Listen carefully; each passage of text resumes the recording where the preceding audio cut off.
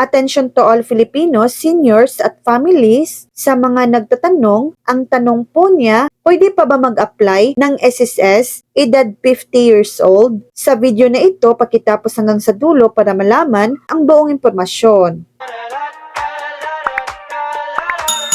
Pagiging miyembro ng SSS sa edad na 50, oo, pwede ka pa rin mag-apply bilang miyembro ng SSS kahit 50 years old ka na. Walang age limit para maging miyembro ng SSS. Basta't ikaw ay, una, employed. Kung ikaw ay employed o nagtatrabaho sa isang kumpanya, obligado ang iyong employer na irehistro ka sa SSS. Pangalawa, self-employed. Kung ikaw ay self-employed o may sariling negosyo, maaari kang mag-apply bilang self-employed member. Pangatlo, voluntary member. Kung hindi ka employed o self-employed, maaari kang mag-apply bilang voluntary member. Ito ay para sa mga hindi required na magbayad sa SSS pero gustong magpatuloy ng kanilang coverage. Paano naman mag-apply? Una, employed. Ang employer mo ang mag-aasikaso ng iyong registration sa SSS. Pangalawa, self-employed o voluntary member, mag-register online sa SSS website. SSS branch, pumunta sa pinakamalapit na SSS branch at mag-fill up ng member data record